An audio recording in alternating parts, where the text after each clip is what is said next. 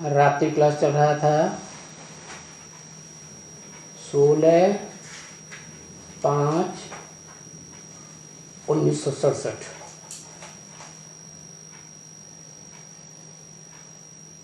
पहले पेज के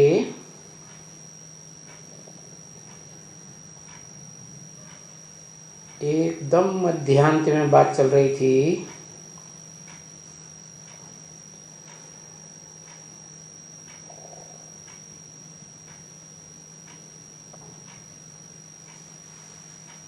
कि बच्चे माया के बाहर से कोई हैं जो हार तो नहीं खाते हैं,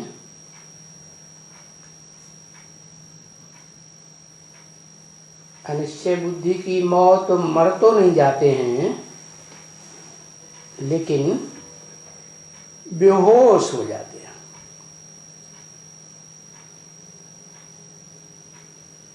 और बेहोश हो जाते हैं तो पुरुषार्थ बंद हो जाता है।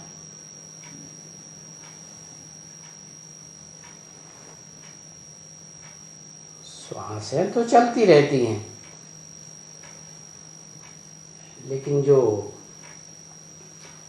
श्रीमत है श्वासोश्वास याद करो, वो तो हो ही नहीं पाता। तो बताया कि माया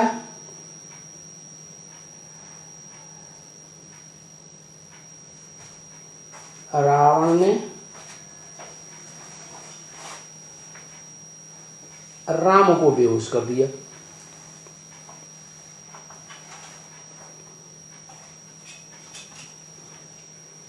अब शास्त्रों में तो ऐसी बात नहीं है कि राम को बेहोश कर दिया। रामायण शास्त्र में तो ये लिखा है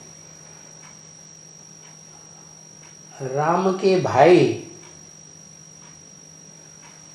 को बेहोश कर दिया।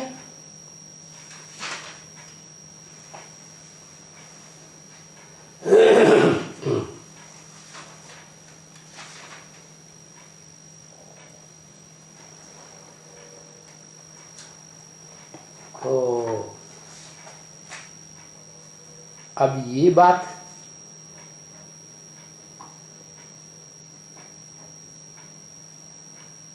शिव बाप की आत्मा ने बोली या ब्रह्मा की आत्मा ने बोली? दादा लिख रहा है।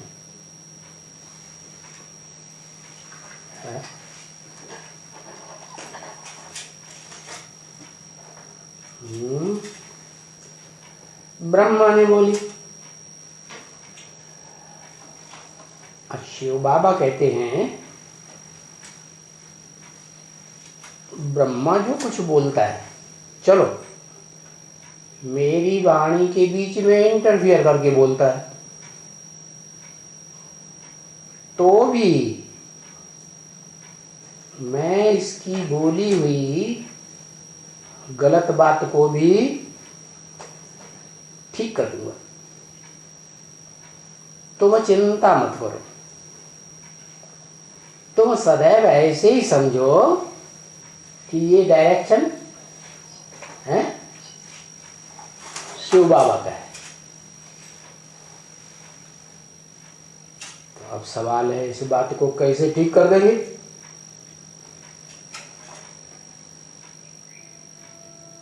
तो ठीक है, ऐसे कर देंगे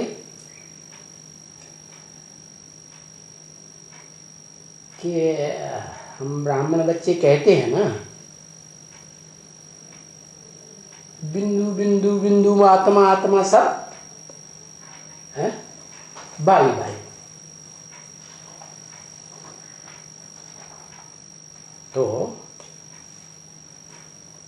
शिव ज्योति बिंदु तो वो भी तो बिंदु है?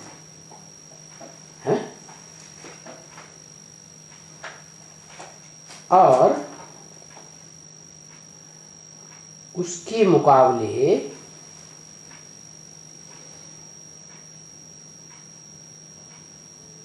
थोड़ा कम शक्तिशाली दूसरे नंबर का भी ज्योति बिंदु है या नहीं? कौन? अरे है, हाँ, राम। तो बिंदु बिंदु भाई भाई के रूप में कहें तो छोटा भाई हुआ ना? है? क्या हुआ? छोटा भाई। अब सवाल ये है कि शास्त्रों में तो उसका नाम लक्ष्मण रख दिया है। लक्ष्य को मार लेने वाला।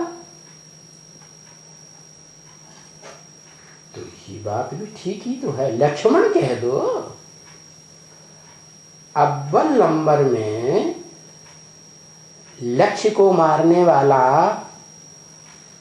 आत्मा राम है या नहीं? है? तो लक्ष्मण कह दो,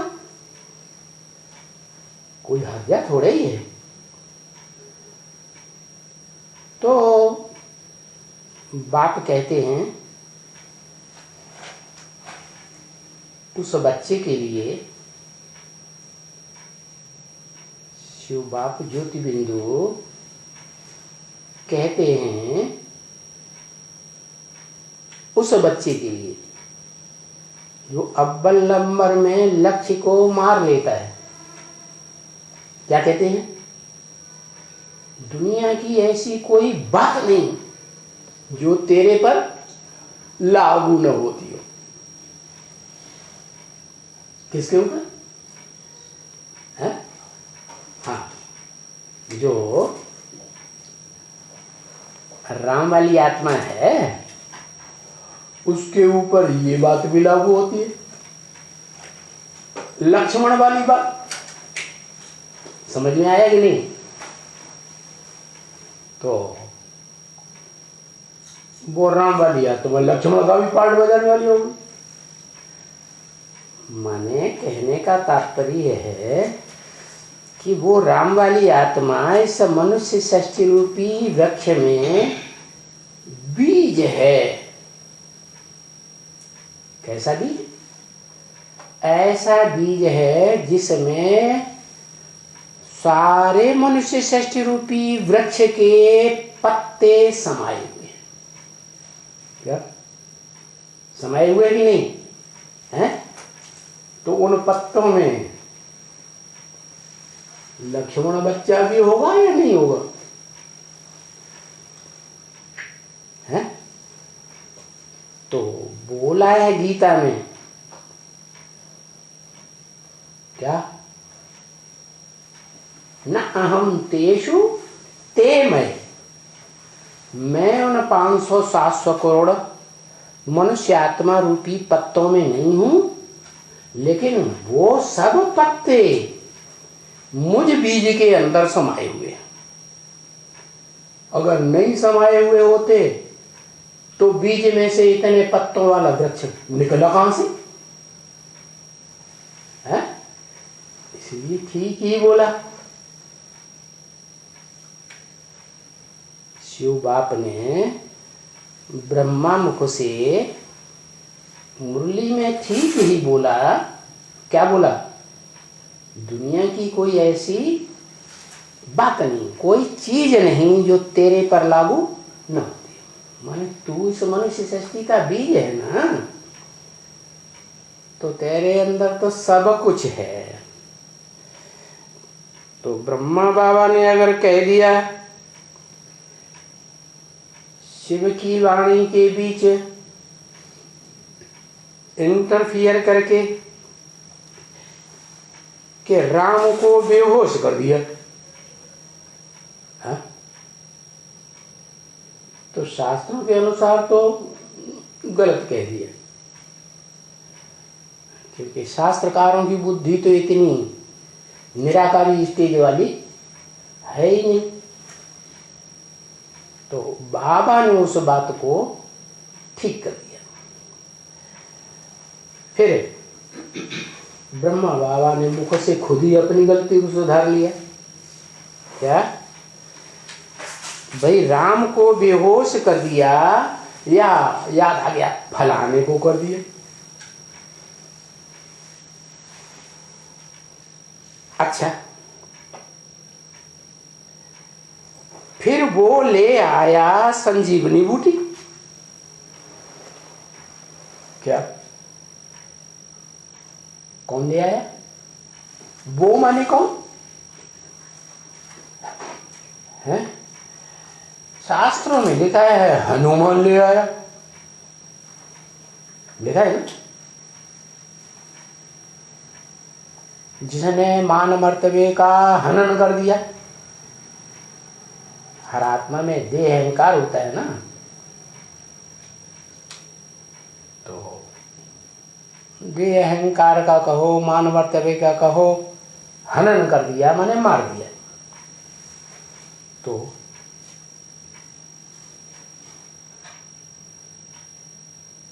ये हनुमान शास्त्रों में किसको कहा गया है? हनुमान शास्त्रों में उसी आत्मा को कहा गया है जो पुरुषार्थी जीवन में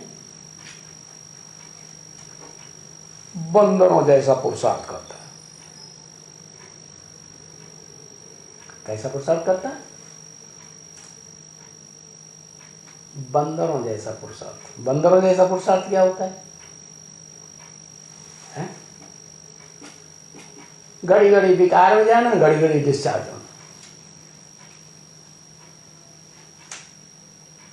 क्या जब साकार शरीर था तब भी ऐसे ही करता था, और जब साकार शरीर छूट गया तो सूक्ष्म शरीर से जिसमें प्रवेश करता था, है?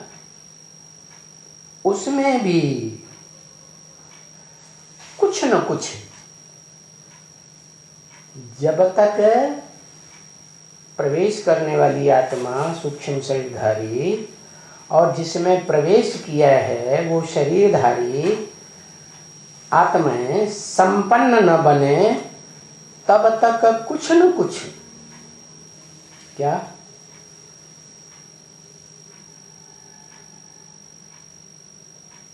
0.001% तो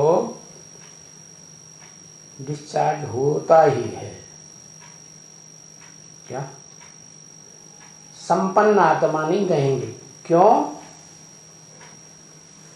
अमोघ वीर्य का मतलब ही है सदा काल के लिए स्थिर हो जाना, काम इंद्रिय पर पूरा ही जीत पा लेना, शक्ति क्षीण होने, पतित होने का कभी नाम निशान ही पैदा न हो। जिसको शास्त्रों में विद्वानों ने कह दिया कि कमर के हिस्से में कुंडलिनी शक्ति है, वो शक्ति सोई पड़ी रहती है अज्ञान अंधकार में। उसे अगर जागृत कर दिया जाए तो वो मस्तक की तरफ ऊपर चढ़ने की स्वभाव वाली बन जाती है। क्या वो शक्ति फिर कभी नीचे नहीं आती। अब वो शक्ति कोई है ही नहीं। यही ईश्वर की निरंतर याद में रहते हुए जो शक्ति है उसको ऊपर चढ़ाने की बात है, समझा? तो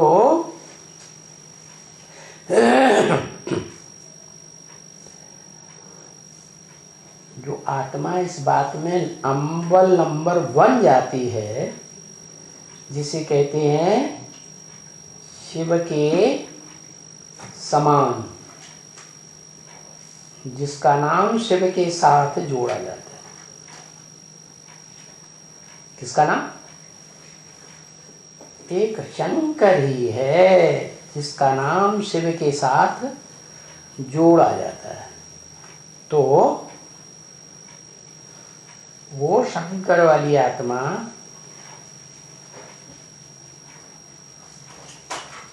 अव्वल नंबर है। अपने देह अहंकार अर्थात मान मर्तबे को हनन करने वाली, चूर चूर कर देती है। क्या? और कैसे चूर चूर करती है? उसमें जो बंदर बुद्धि आत्मा है ना, दादा लेखराज ब्रह्मा की, वो उसमें प्रवेश होकर के बार बार बंदरपना करती है। और शंकर वाली आत्मा जब तक संपन्न नहीं बनी है, तब तक शरीरधारी मूर्तिमान शंकर के ऊपर सवार होकर रहती है। क्या? और जब वो संपूर्ण बन जाती है शंकर वाली आत्मा, तो फिर उसके ऊपर सवार हो जाती है। किसके ऊपर है? उसे बंदर कहो, शास्त्र में उसे बैल भी कह दिया है। तो शिव बाबा ने बताया ब्रह्मा मुख से कि इशारा दिया कि शंकर जब हाई जंप लगाते हैं तो बैल पर सवार हो जाते हैं। तो वो बैल रूपी दादा लेखराज ब्रह्मा आधीन हो जाता है। क्या? आधीन माने फिर जैसे चलाओ वैसे चलेगा। तो वो हनुमान बंदर दिखाया गया है। क्या? वो हनुमान जिस शरीर में प्रवेश करता है सूक्ष्म शरीर से, हाँ, वो क्या ले आया? संजीवनी बूटी ले आया। कहां से ले आया? ऊंचे पहाड़ से। माने ऊंची स्टेज में जब वो आत्मा चढ़ती है शंकर की तरह, तो वो क्या ले आती है? संजीवनी। सम माने संपूर्ण, जीवन माने जीवन धारण करने वाली, बेहोशी को हटाने वाली बूटी ले आती। उस बूटी से क्या होता है? उस बूटी से वो राम वाली आत्मा कहो, शंकर वाली आत्मा कहो, या फिर वो स्वयं जो पहले छोटे भाई के रूप में थी, या अगर इसे षष्ठी रूपी रंगमंच पर धर्म पिताओं की आत्मा को देखा जाए, तो पहले नंबर का धर्म पिता प्रैक्टिकल साकार स्वरूप से, जिसमें अल्लाह प्रवेश करता है, जिसे मुसलमान कहते हैं खुदा, खुद आता है, माना शिव प्रवेश करता है। और शिव प्रवेश करके उसको आप समान बनाता है, तो वो जो बाप समान निराकारी स्टेज धारण कर लेता है, वो भी एक टाइम ऐसा आता है कि बेहोश हो जाता है। माया छोड़ती किसी को नहीं है, बताया ना। गौड़ी माता आज भी गीत गाती है, माया नजरिया मार गई है, ब्रह्मा को मारी, विष्णु को मारी, शंकर की दाढ़ी हिलाई गई। इतनी जोर से हाथ दाढ़ी हिलाती है कि एक बार को जाम आ जाता है। तो ऐसी स्टेज में भी जब वो बेहोश हो जाती है, तो ब्रह्मा की आत्मा क्या करती है? दादा लेखराज ब्रह्मा, जिसे शास्त्रों में लक्ष्मण कह दिया, वासुकी नाग भी कह दिया, बैल भी बता दिया है, और खुदा का बंदा बंदर भी बता दिया। बंदा सेवा करता है ना, तो राम की सेवा करने वाला सबसे बढ़िया बंदा का नाम क्या रखा है? शास्त्रों में क्या नाम रखा है? हनुमान। तो वो हनुमान जो है वो संजीवनी बूटी ले आता है, संपूर्ण जीवन मिल जाता है। क्या कहते हैं ना, एक और एक मिलकर के कितने हो जाते? 11 हो जाते। अगर स्वभाव संस्कार दोनों के मिलके एक हो जाए। और मुरली में बता दिया ब्रह्म वाक्य में कि तुम बच्चों को तमो प्रधान से सतो प्रधान आत्मा बनने में 40 से 50 वर्ष लगते हैं। क्या कितने वर्ष? 40 से 50 वर्ष। तो कौन बच्चों की बात की होगी? है? कौन से बच्चे? 8 की बात की होगी।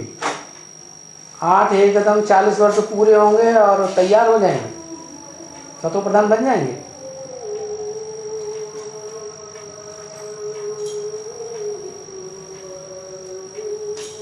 तुम बच्चों बोला माने कम से कम 2 हैं। क्या जैसे कहते हैं ना, हाँ, राम और कृष्ण, ये दोनों आत्माएं जो है ना, वो शिव बाप की आंखें हैं। क्या है? आंखें। एक राइटियस और एक लेफ्टिस्ट। एक जीवन रहते रहते, शरीर रहते रहते सबके गुण ही देखती है। क्या? कौन है? बच्चा बुद्धि कृष्ण की आत्मा, और दूसरी आत्मा जो बड़ा भाई बाप समान कहा जाता है, राम बाप को कहा जाता है, संगम में शंकर कह दो। वो आत्मा कौन सी आंख? लेफ्ट साइड की आंख।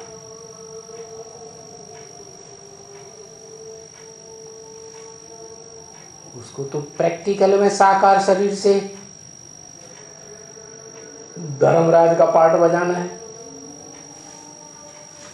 क्या? धर्मराज का नाम महाभारत में क्या बताया है? धर्मराज का नाम बताया, हाँ, युधिष्ठिर। क्या? जो माया का युद्ध है उसमें आदि से लेकर अंत तक शरीर रहते रहते स्थिर रहती है। क्या? माने आत्मा शरीर को छोड़कर हटती नहीं समझ में आया? कोई कहे फिर बेहोश कैसे हो गई? अरे बेहोश हो जाती है तो आत्मा निकल थोड़ी जाती है? आत्मा रहती है या नहीं रहती है? स्थिर है। तो उसका नाम युधिष्ठिर भी है, युद्ध में स्थिर रहने वाली। तो माया के युद्ध में आदि से लेकर अंत तक स्थिर रहती है। माने शरीर खलास नहीं होता है। नहीं तो ऐसे भी कहते हैं देहम वा पातयामि कार्यम वा साधयामि। देह भले छूट जाए लेकिन आत्मा काम करके छोड़ेगी। इस युद्ध लड़ते हैं ना तो कोई योद्धा ऐसे ऐसे कड़क बुद्धि वाली आत्मा होते हैं कि उनके अंदर पक्का विश्वास होता है। क्या क्या विश्वास होता है? कि हम जीत ही जरूर पाएंगे, जीत के दिखाएंगे। तो खुदा न खास्ता अगर उनका शरीर भी छूट जाता है तो भी अंदर क्या भावना रहती है? अगला जन्म लेकर के मैं फिर युद्ध करूंगा। और ऐसे ही होता है। अंतमते सो गते, दोबारा जन्म लेकर वो फिर से उसी दुश्मन से युद्ध करती है और जीत पा लेती है, अपना काम पूरा कर लेती है। तो इस तरह युद्ध, आगे बढ़ के बैठो। युद्ध में स्थिर रहने वाली आत्मा, कैसी आत्मा? युद्ध में स्थिर रहने वाली आत्मा शरीर से,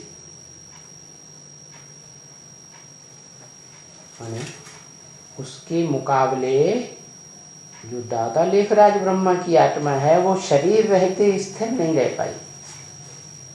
क्या? माया की परीक्षा आई।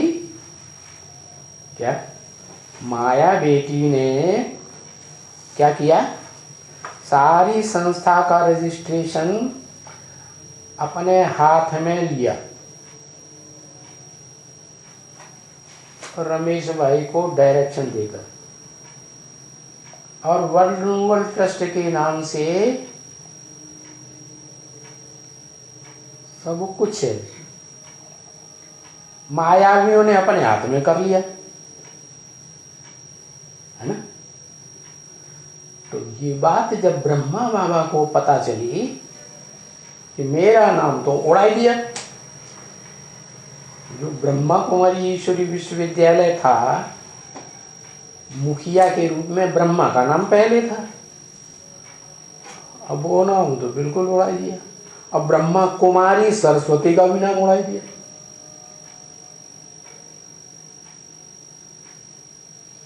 तो बाबा ऐसे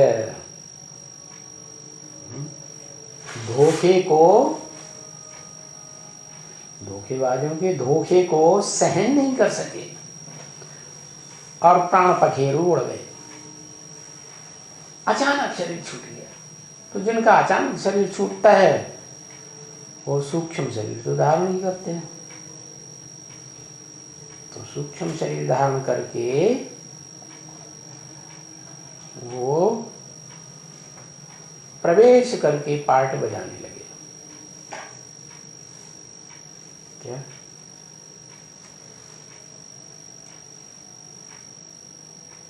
अब वही आत्मा सब कोई जानते हैं कि सूक्ष्म शरीरधारी आत्मा में ज्यादा ताकत होती है कि स्थूल शरीरधारी में ज्यादा ताकत होती है। सूक्ष्म शरीरधारी में ही ज्यादा ताकत होती है ना। तो राम वाली या कहो शंकर वाली आत्मा अपने स्थूल शरीर में थी और कृष्ण वाली आत्मा सूक्ष्म शरीर में थी। तो वो प्रवेश करके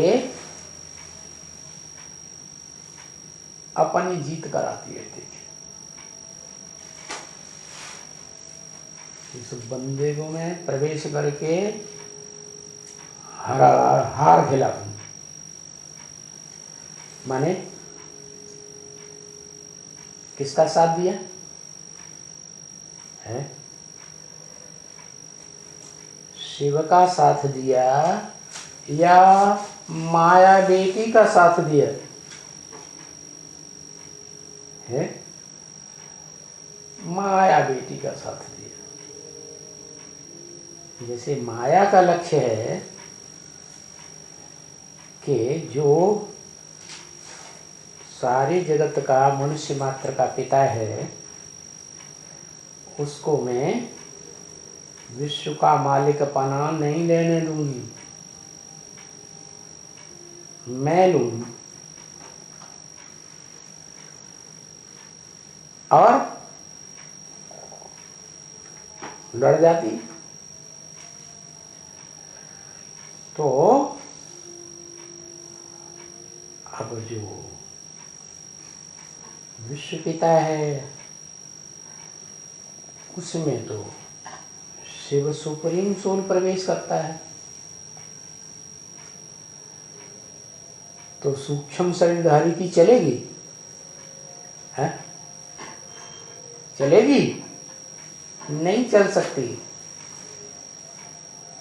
इसलिए वो माया और माया को फॉलो करने वाली मायावी आत्माएं जो कम कला के ब्राह्मण बनते हैं, नीची कुरी के ब्राह्मण, और फिर सतयुग त्रेता में देवता भी बनते हैं कम कलाओं वाले, वो ही द्वैतवादी द्वापर युग से क्या माया के पूरे प्रभाव में आ जाते हैं। और माया जो है उन सबको अपने तरीके से चला लेती। जैसा कि मानवीय हिस्ट्री में प्रसिद्ध है कि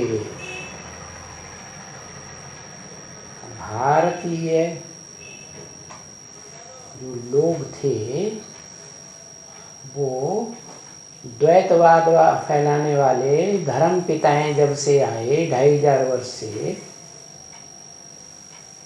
तो उनके द्वैतवाद को माया ने स्वीकार किया, उनके द्वैतवाद में फिदा हो गई।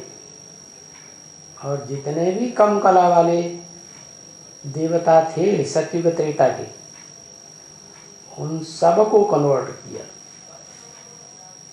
अच्छे से कन्वर्ट किया। थोड़े से सूर्यवंशियों को छोड़कर और उन सूर्यवंशियों का रिहर्सल काल संगम युग में जिन्होंने साथ देने के लिए सूर्यवंश में अपने को कन्वर्ट कर लिया था, उनको छोड़कर। तो ये बात बताई कि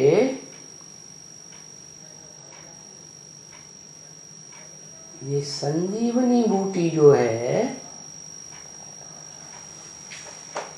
वो कृष्ण वाली आत्मा अर्थात हनुमान की आत्मा,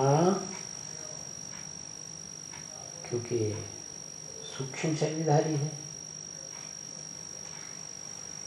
तो वो जब राम वाली आत्मा के साथ स्वभाव संस्कार मिलने लगते हैं तो वो ज्ञान में तीखी जाती है।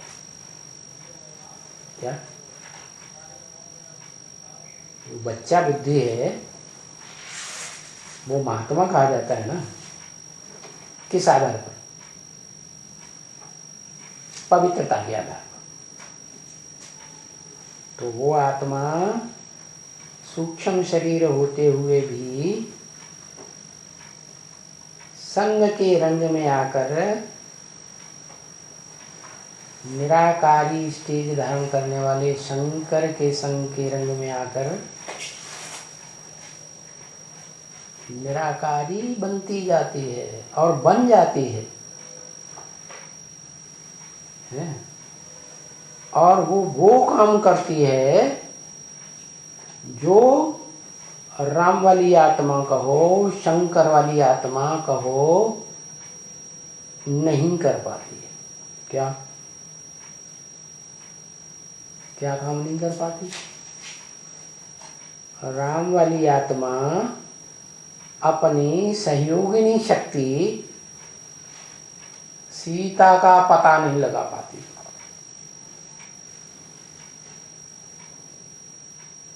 कांटों के जंगल में चक्कर काटती रहती है लेकिन पता नहीं लगा पाती। तो कौन पता लगाता है? वो ही सूक्ष्म शरीरधारी कहाँ के कहाँ उड़ते रहते हैं। क्या? तो वो सीता का पता लगा लेती है। वो बताया, और सीता को लाने के निमित्त भी बन जाती है। तो बताया कि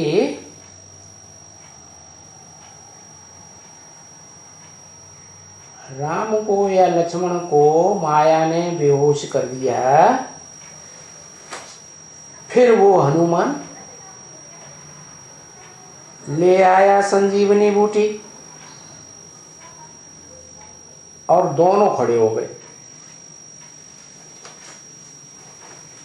संपूर्ण जीवन धारण करने वाली जो बूटी है वो ब्रह्मा की सोल भी साथ साथ ले आती है। क्या? वो डायरेक्शन देता है। कौन? राम वाली आत्मा। लेकिन प्रैक्टिकल करके कौन दिखाती है? संजीवनी बूटी को प्रैक्टिकल ला करके कौन दिखाती है? कृष्ण वाली आत्मा अर्थात हनुमान। तो खड़े हो गए। खड़े हो गए माने एक खड़ा हो गया या ज्यादा खड़े हो गए? है क्या हुआ? संजीवनी बूटी ले आया। एक ले आया या दो ले आए या ज्यादा ले आए? संजीवनी बूटी एक ले आया और खड़े एक हो गया या दोनों खड़े हो गए? दोनों खड़े हो गए पुरुषार्थ में। तो संजीवनी बूटी तो ये है ना बच्ची, क्या है?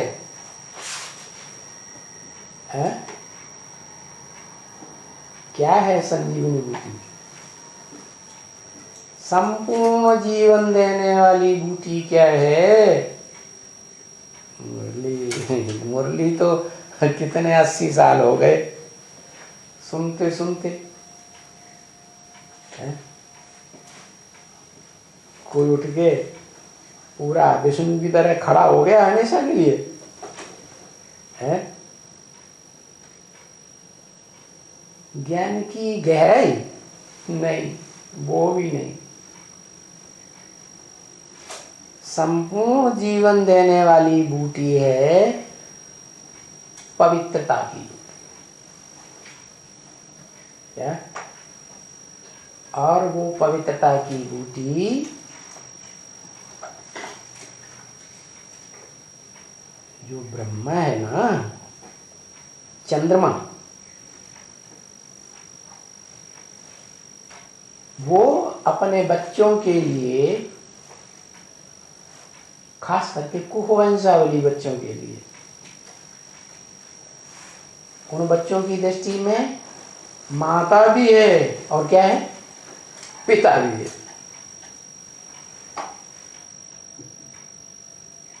तो वो पिता, वो जो बच्ची है ना, जो पवित्रता में दुनिया में सबसे अव्वल नंबर 1, क्या? ज्ञान चंद्रमा की बच्ची चंद्रवंशी, जिसे शास्त्रों में राधा नाम दे दिया। क्या नाम दे दिया? राधा, माने राम को जिसने धारण कर लिया। दुनिया में और कोई ऐसी आत्मा रूपी शक्ति नहीं जो राम जैसी आत्मा को धारण कर सके। वो इतना बीज तीक्ष्ण है कि उसको उस चंद्रवंशी कन्या के सिवाय, राधा के सिवाय कोई धारण कर ही नहीं सकता। तो वो ये पवित्रता रूपी बूटी कही गई। कौन? राधा बच्ची कहो, या जिसे 9 देवियों में अव्वल नंबर महागौरी लक्ष्मी कहा जाता है। जब नारायण की बन जाती है तो नारायणी कही जाती है। तो मूर्छित को क्या? मूर्छित को पुरुषार्थ में सदा काल के लिए खड़ा कर देने वाली ये बूटी है। तो माया ने मूर्छित तो सबको कर दिया, किसी को छोड़ा तो किसी को भी नहीं। क्या? सबको माने जो मनुष्य सृष्टि के बड़े से बड़े हीरो पाटधारी कहे जाते हैं, उनको सबको मूर्छित कर दिया। जितने भी धर्म हैं दुनिया में और इन धर्मों को स्थापन करने वाले धर्म पिताएं हैं, वो बड़े बड़े माने जाते हैं। उन सबको मूर्छित कर देती है। जो अव्वल नंबर अल्लाह अव्वल दीन, दीन माने धर्म को स्थापन करने वाला है प्रैक्टिकल में शरीर के द्वारा, उसको भी मूर्छित कर देती है। तो कहा सबको मूर्छित करती थी। सब में कितने आ गए? सबको माने कितने है? 8 गुण। हाँ, 750 करोड़ को भी, जितनी भी इस मनुष्य सृष्टि में जनसंख्या है मनुष्यों की, सबको माया मूर्छित कर देती है। क्या?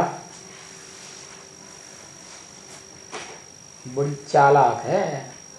कल भी बताया था ना क्या, कि माया बेटी जो बाप की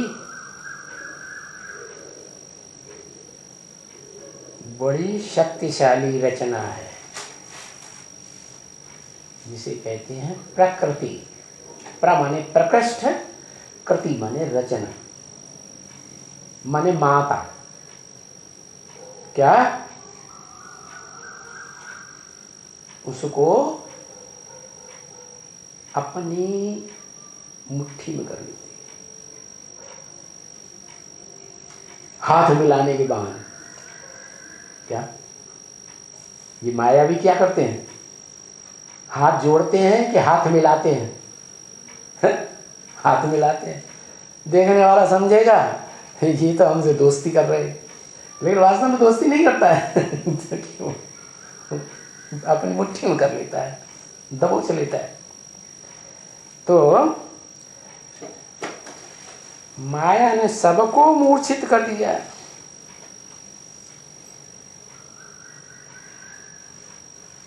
अब ये संजीवनी बूटी है तो सबको जागृत कर देती है। सबको माने कितना को? जो भी 500-700 करोड़ माया के वार से, काम क्रोध लोभ मोह अहंकार के वार से मूर्छित हो जाते हैं, आत्मिक स्थिति में टिके ही नहीं पाते हैं, वो ये है चैतन्य बूटी संजीवनी।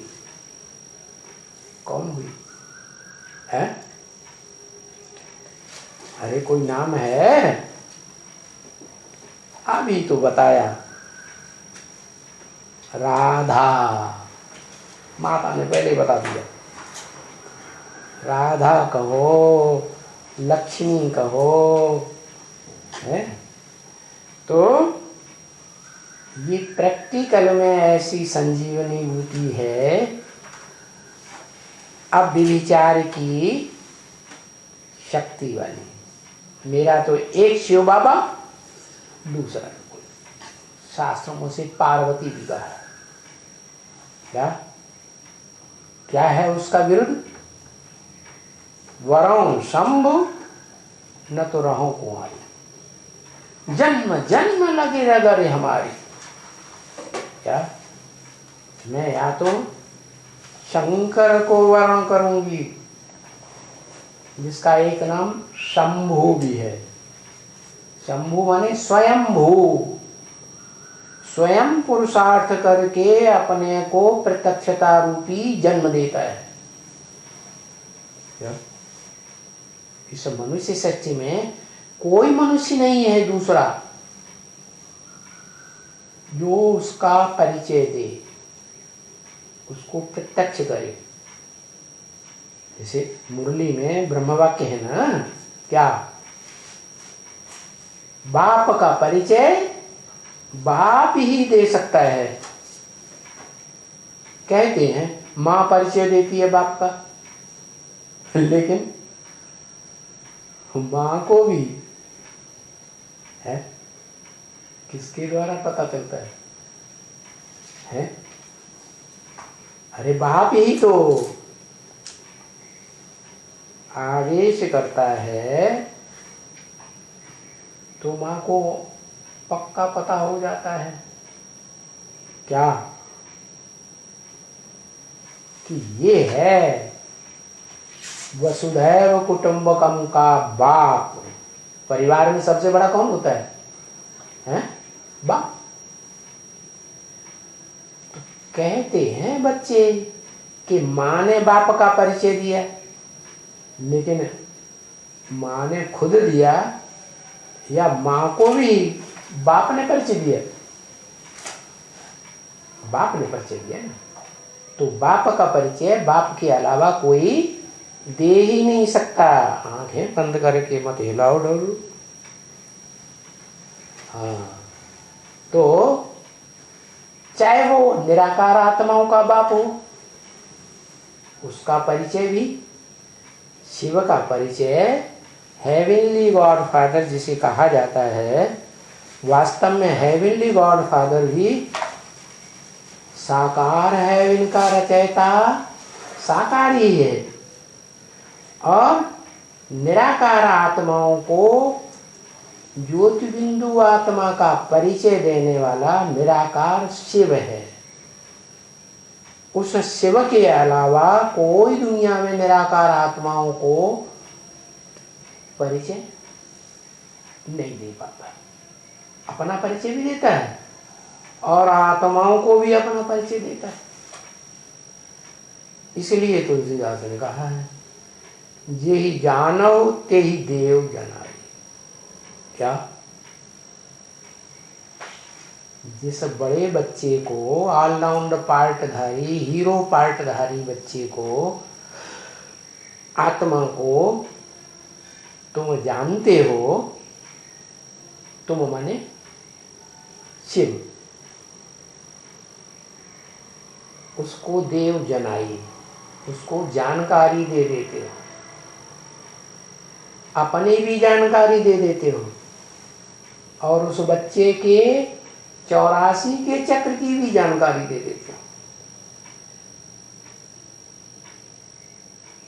फिर क्या होता है?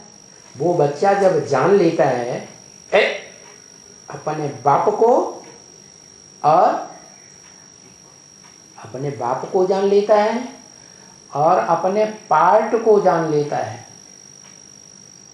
पूरे सृष्टि चक्र में, तो जान करके, जानत तुम ही माने शिव को जान करके स्वयं भी शिव समान बन जाता है। तो बताया कैसे बन जाता है?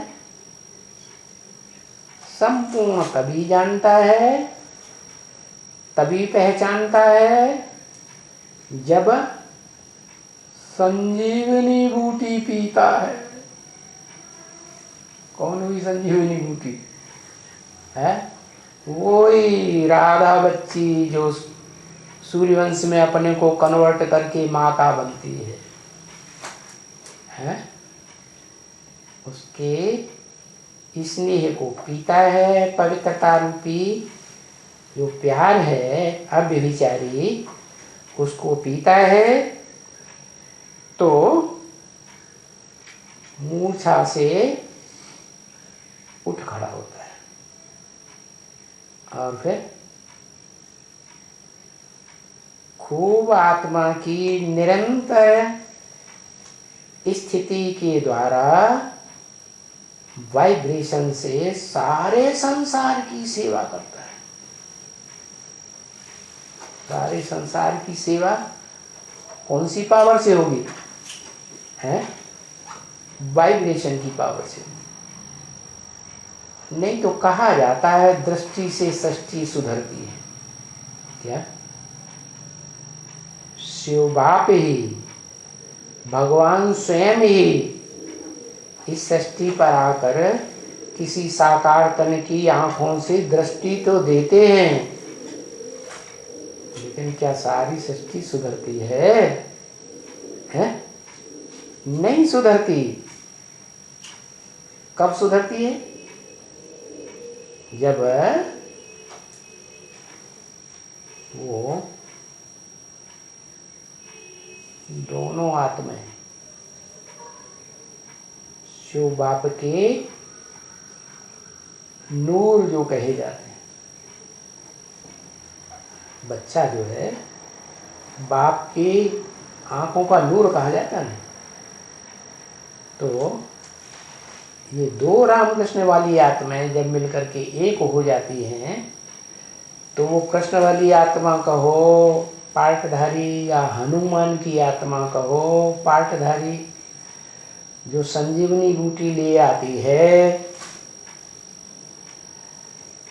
और संजीवनी बूटी वही क्यों ले आती है, दूसरी क्यों नहीं लाती है? कुछ कारण है या नहीं? संजीवनी बूटी इसलिए ले आती है कि वो उस संजीवनी बूटी रूपी राधा का बाप है।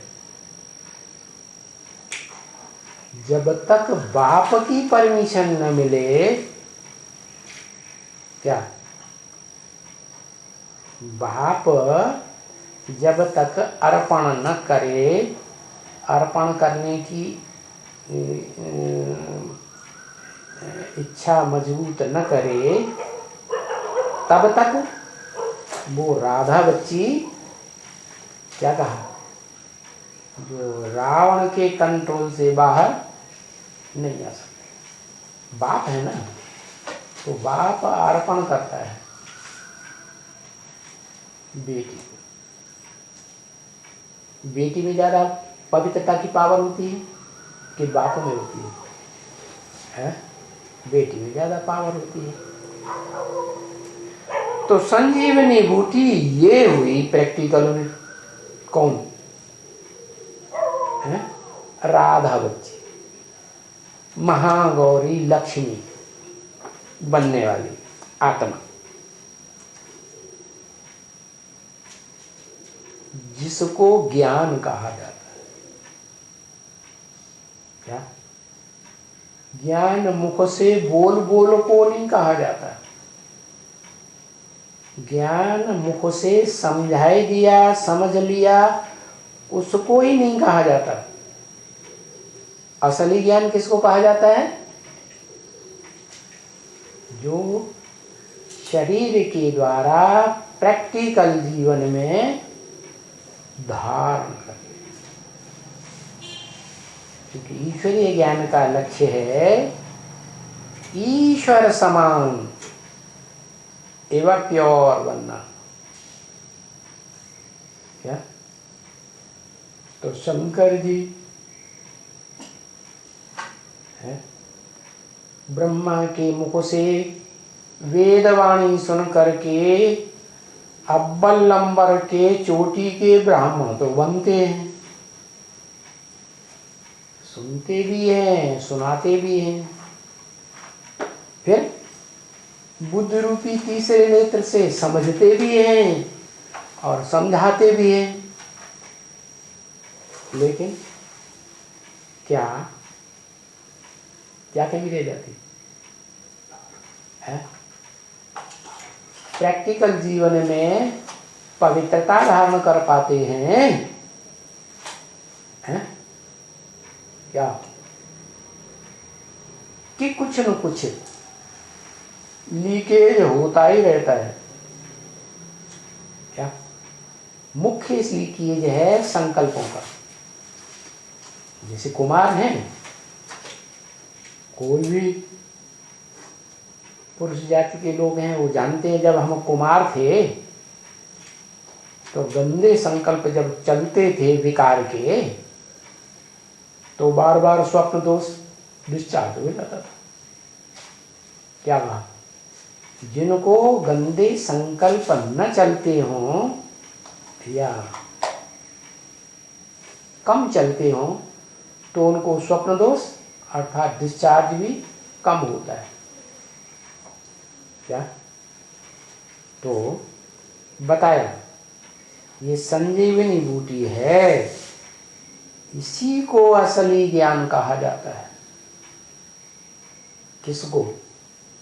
प्रैक्टिकल जीवन में अगर 100% पवित्रता है क्या तो कहेंगे ज्ञान धारण किया है प्रैक्टिकल जीवन। इसलिए शास्त्रों में विष्णु को परम पद कहा गया है। विष्णु माने नो विश एट ऑल, माने वो पार्वती में, वो लक्ष्मी में, राधा वाली आत्मा में जन्म जन्मांतर कोई भी प्रकार का विविचार का अंश नहीं आ पाता। क्या किसी भी परपुरुष के साथ वो विविचारिणी नहीं बनती।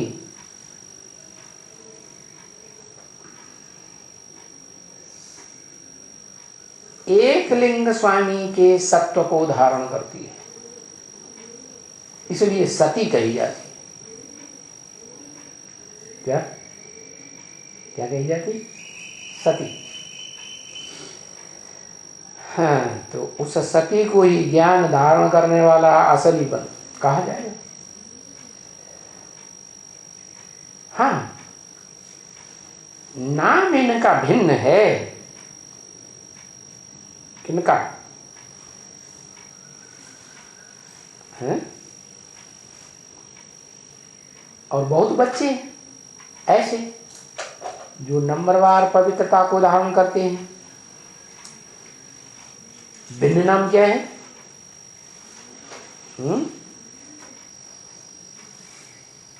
अरे नवग्रह का पूजन होता है ना, है? तो वो नवग्रह में एक तो स्वयं ज्ञान सूर्य है, बाकी 8 और हैं अष्टदेव। अरे भाई, ये भूत नहीं भागते हैं। बाबा के घर में माया और इसके साथ भूत जरूर आते हैं। कितना कोशिश करते हैं।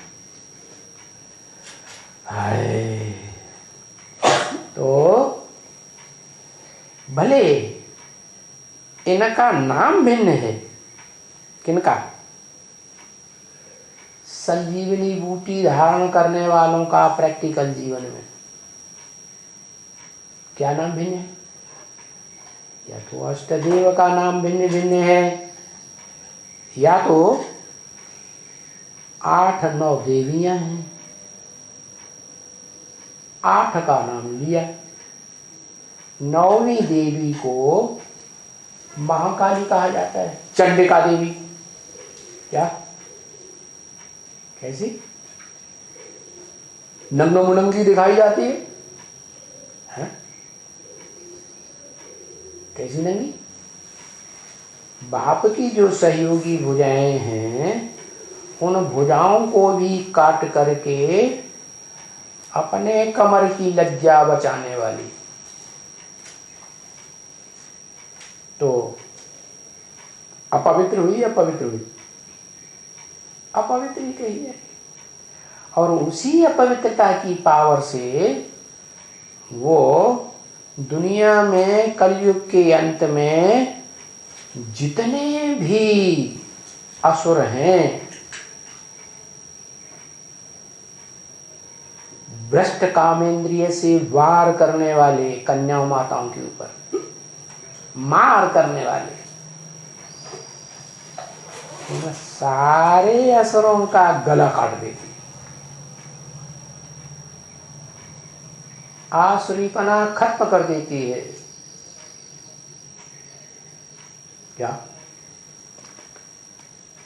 उसकी तलवार साधारण तलवार नहीं है, खांदा है पूरा,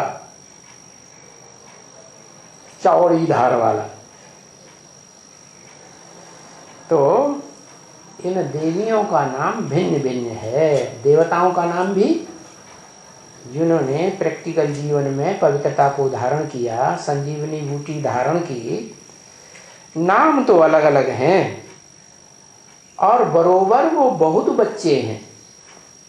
क्या ऐसे भी नहीं है कि सिर्फ 8-9 ही हैं, बहुत बच्चे हैं। बहुत माने हैं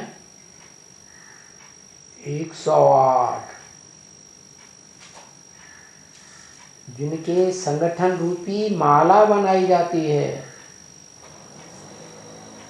उन पवित्र आत्माओं की यादगार है माला। संगठन की यादगार है। संगठन कैसे बनता है?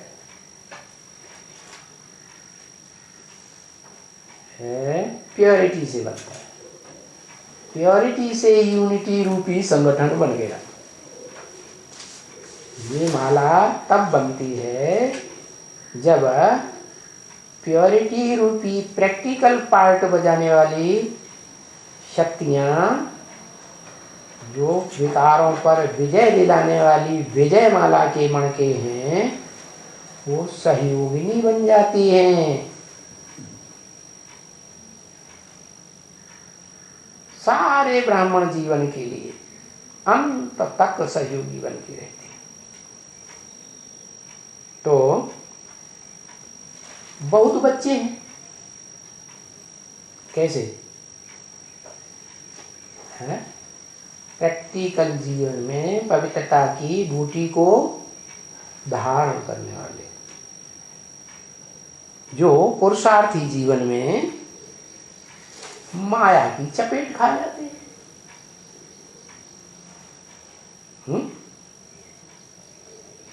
और मूर्छित हो जाते हैं।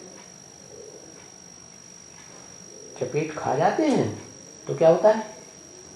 जितनी देर मूर्छित रहेंगे उतनी देर पुरुषार्थ नहीं कर पाते। भिन्न भिन्न प्रकार के बच्चे हैं। मन 9 मुख्य धर्म है ना दुनिया में। मुख्य 4 धर्म, देवता, इस्लामी, बौद्धी, क्रिश्चियन, और उनके सहयोगी धर्म, जैसे इस्लाम धर्म का सहयोगी मुस्लिम धर्म है। बौद्धियों के भी 2 हिस्से हो गए, हीनयान, महायान। क्रिश्चियंस के भी 2 हिस्से हो गए। एक ऐसे हैं जो क्राइस्ट को, बाइबल को मानते हैं, गिरजाघर को मानते हैं। दूसरे ऐसे हैं किसी को नहीं मानते। तो वो मुख्य धर्म पिताएं और उनके सहयोगी धर्म पिताएं टोटल मिलकर के 9 धर्म पिताएं हैं इस दुनिया में। एक नास्तिक को और मिला दें जो क्रिश्चियन से निकलता है, और इस दुनिया में बड़ा बलशाली बन जाता है। तो वो धर्म पिताएं ही जब मुख्य 9-10 हैं तो उनके फॉलोअर्स कितने होंगे? हैं? सारी दुनिया में 500-700 करोड़ फॉलोअर्स बन जाते हैं। तो इनके पूर्वज कौन होंगे? 84 के चक्र में सबसे पूरब में चले जाओ, सबसे पुरानी पीढ़ी में चले जाओ, उसको कहेंगे पूर्वज। क्या? सबसे पहले जन्म लेने वाले, प्रत्यक्षता रूपी जन्म लेने वाले, उनको बताया वे भिन्न भिन्न प्रकार के हैं, माने सभी धर्मों के बीज हैं, और उन बीजों से उत्पन्न होने वाली अनेक प्रकार की आधारमूर्त जड़ें भी हैं। क्या? जो बीज हैं उनको कहा जाता है उद्धार मूर्त। कैसे? उत्त माने ऊपर, हर माने हरण करके, ऊपर हरण करके ले जाने वाले वो बीज रूप आत्मा है, जो नीचे अपने देवान को मिट्टी में मिला देती हैं। किराना खाक में मिलकर गुले गुलजार होता है? और वही वृक्ष जब परिपक्व स्टेज में पहुंचता है, फल उसमें से निकलता है, तो उसमें बीज बनकर डिटैच हो जाता है वृक्ष से। सबसे पहले तो बीज हैं पूर्वज, जड़ों से भी, आधार मूर्त आत्माओं से भी पहले जन्म लेने वाले, और जो सृष्टि वृक्ष की टहनियां हैं, उन टहनियों को भी जन्म देने वाले भिन्न भिन्न प्रकार के हैं। फिर भी सब में नंबरवार ये जो संजीवनी बूटी है वो काम में आती है। क्या काम में आती है? हरेक बीज, हरेक स्टार रूपी आत्मा की अपनी अपनी दुनिया बनती है। वो अपनी अपनी दुनिया बनाने की शूटिंग करने में काम आती है। क्या काम आती है? अरे क्या चीज काम आती है? अरे जल्दी बताओ भाई, ये कुछ तो लिखने के लिए तैयार नहीं हो। हाँ, वो तो एक का नाम हो गया। उसमें जो धारण करने वाली शक्ति है, दिखाओ, एक अक्षर से ही समझ जाएंगे।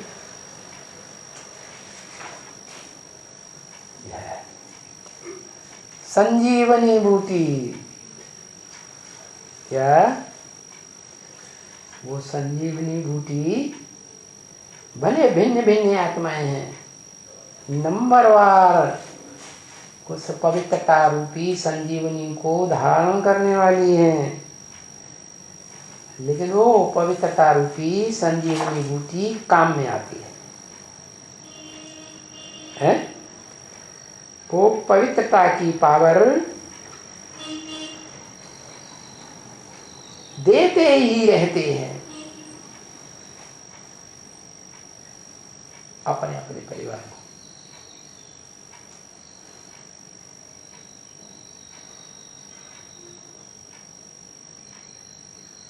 रो रो करके भी देते हैं। हाय हाय हाय, क्या दुखी भी होते रहते हैं। ऐसा कैसा सत्यानाशी बच्चा पैदा हुआ, वाइब्रेशन बनना ही नहीं देता नई दुनिया की स्थापना करने का। कितना बिगड़ डालता है, रोते रहते हैं। फिर भी रो रो कर वाचा से भी देते हैं, दृष्टि से भी देते हैं। संजीवनी बूटी की पावर, पवित्रता की पावर, और वाइब्रेशन से भी देते हैं। क्योंकि ये तो नियम है। क्या? कि जो भी परिवार का बाप होता है, मुखिया, उसको अपने परिवार के भांति बच्चों पर रहम पड़ता है। हा? वो बाप ही क्या, जो अपने बच्चों पर, अपने पैदा किए हुए बच्चों पर रहम न करे। बहुत तरस पड़ते हैं, रहम खाते हैं। बच्चे हमारे, क्या? बच्चे हमारे, हमने पवित्रता रूपी बूटी को धारण किया। फिर हमारे बच्चे होते हुए भी माया से हार खा लेते हैं,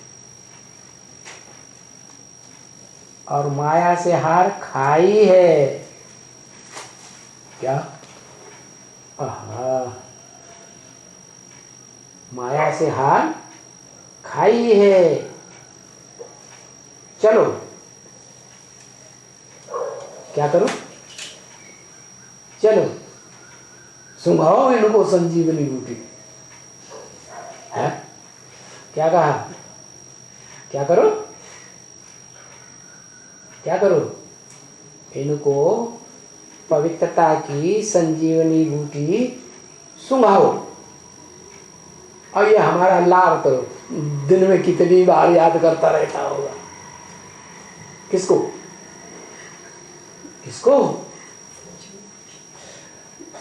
है?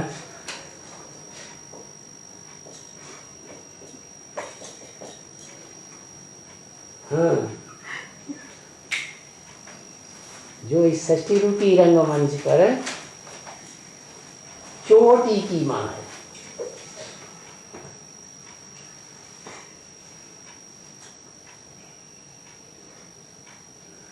ऐसे संगमयुगी ब्राह्मणों के बीच में चोटी की मां तो मां चोटी की होती है, या मां की भी सासू, जिसे बड़ी मां कहते हैं, वो ऊंची होती है। जैसे राज परिवार होते थे ना, तो राज्य लक्ष्मी राजा के साथ बैठती थी, और जो राजमाता होती थी, राजलक्ष्मी की भी मां, उसको ऊंची गद्दी पर बैठाया जाता था। तो फिर चोटी की कौन हुई? ऊपर वाली कौन हुई? वही हुई ना, जिसे दादी माँ कहते हैं। अच्छा, फिर पुराने जमाने में तो दादी माँ ही नहीं होती थी, दादी की भी परदादी होती थी। तो ये रस्म ब्राह्मणों की दुनिया से पड़ती है क्या? संगम युगी शूटिंग पीरियड में जब पर्दे के पीछे रहने वाला डायरेक्टर बाप शिव इस षष्ठी पर आकर के रिहर्सल कराते हैं, तो बताओ सबसे ऊंची चोटी कौन सी?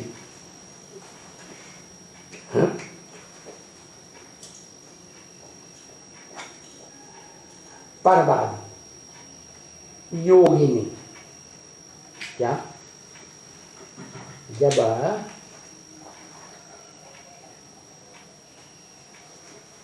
बापों का भी बाप और उसमें उसका भी बाप, क्या मनुष्य षष्ठी में जो धर्म पिताएं हैं, उन बापों का भी बाप कौन? अरे मनुष्य षष्ठी का बाप है ना राम बाप, आदम, और उसका भी बाप कौन? शिव। तो जब वो आता है इस षष्ठी पर, तो इस षष्ठी पर परबाबा भी है और शिव बाबा भी है और धर्म पिताएं भी होते हैं शूटिंग पीरियड में। नंबर 1 तो माताएं नहीं नंबर 12 एक से एक ऊंची चोटी वाली होंगी, होंगी या नहीं होंगी? तो सही नाम बता दिया सबसे ऊंची चोटी वाली का। क्या नाम बताया? योगिनी मां नाम बताया, और है और परदादी नाम बताया, और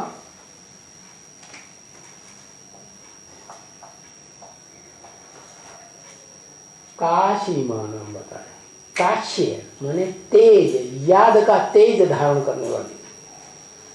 जैसे शंकर को कहा जाता है क्या है? सबसे ज्यादा योग का तेज पीने वाला। ऐसे ही कौन सबसे जास्ती उसकी ब्राह्मण जीवन में, संगम युगी ब्राह्मण जीवन में सबसे जास्ती तेज पीने वाली योग का योगिनी माता कहो, काशी माँ कहो। अब सवाल ये है कि वही सबसे ऊंची है, ऊंची ब्राह्मणी है,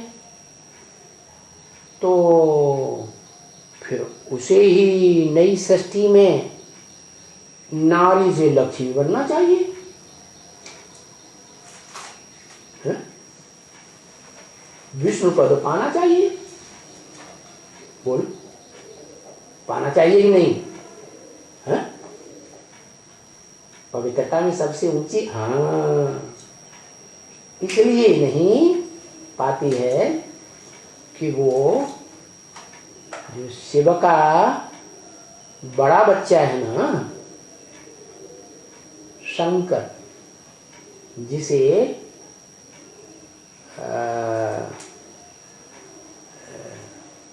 महारुद्र नाम दिया जाता है। क्या? जब रुद्र ज्ञान स्थापन होता है तो उस रुद्र ज्ञान यज्ञ का मुखिया महारुद्र कहा जाता है ना? तो महारुद्र की जो माला रूपी संगठन है, उस संगठन में महारुद्र के बाद पहला मणका कौन? योगिनी माता है ना? और रुद्रगण जो होते हैं वो पुरुष स्वभाव के होते हैं या स्त्री स्वभाव संस्कार के होते हैं? हाँ? अरे वो जल्दी से लेकर तो भी समझ जाएंगे, पुरुष स्वभाव के होते हैं है ना? और पुरुष सब दुर्योधन दुशासन। ये तो आत्मा की बात बताई ना। आत्मा जो है पुरुष है या स्त्री है? आत्मा क्या है? ज्योतिबिंदु आत्मा को पुरुष कहेंगे, प्रकृति को माता कहेंगे। तो वो रुद्रमाला का मणका होने के कारण जन्म जन्मांतर के राजाई के संस्कार है। क्या?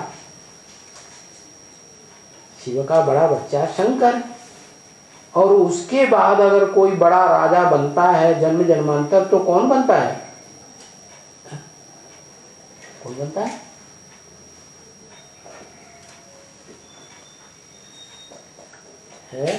काशी मां, रुद्राणी। तो 21 जन्मों में से, स्वर्ग के 21 जन्मों में से आधा जन्म स्त्री के, आधा जन्म पुरुष के। फिर जो द्वापर कलयुग में जन्म होते हैं 63 जन्म, उनमें वो रुद्रमाला के मण के पुरुष जन्म ज्यादा लेने वाले होंगे या स्त्री चोला धारण करेंगे संस्कारों के मुताबिक? हाँ है, 42 जन्म पुरुष के धारण करते हैं। वो 42 जन्म तो एक के लिए गाया हुआ है। और जो रुद्रमाला का दूसरे नंबर का मणका है, माने काशी मां, वो कम ही जन्म धारण करेगी ना पुरुष के। तो कितने जन्म हुए उसके? हैं 22 जन्म।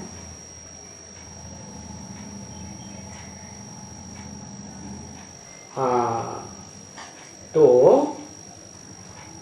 22 जन्म पुरुष के यहाँ ना, 22 नहीं 42, 41 जन्म पुरुष के, और 20-21 जन्मों में से आधे स्त्री के। वो ऐड करो तो कितने हुए? 22 और 10 जोड़ दो, कितने हुए?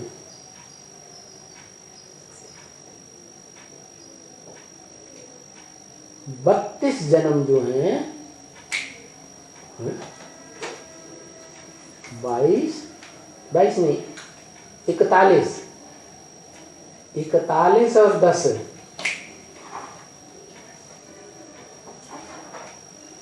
हाँ 51 जन्म हो गए पुरुष के, और स्त्री चोले में 33 जन्म हुए ना? नहीं समझ में आ रहा? हाँ, तो जब स्त्री चोला धारण करेगी तो कन्या माताएं ज्यादा पवित्रता धारण करती हैं, लेकिन जन्म तो कम है या ज्यादा है? जन्म कम हो गए। और पुरुष के जन्म, दुर्योधन जो शासन पाने वाले राजाओं के जन्म ज्यादा हो गए, इसलिए आत्मा में वो पवित्रता की पावर कम है। लेकिन शिव बाप का जो वर्षा है, क्या राजाई, वो जन्म जन्मांतर की राजाई बाप के अलावा सिर्फ वो ही आत्मा प्राप्त करती है। कंट्रोलिंग पावर, कौन सी पावर है?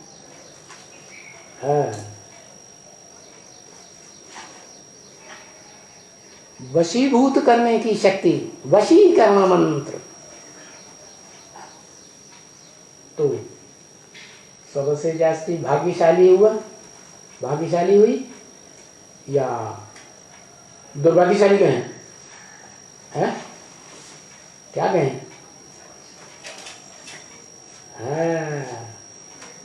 सबसे जास्ती मनमना भव होने के कारण सबसे जास्ती भाग्यशाली राजा बनती है।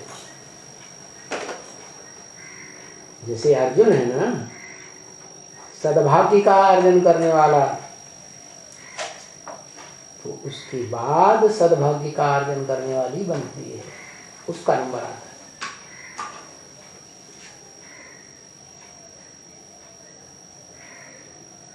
किसको याद करता है?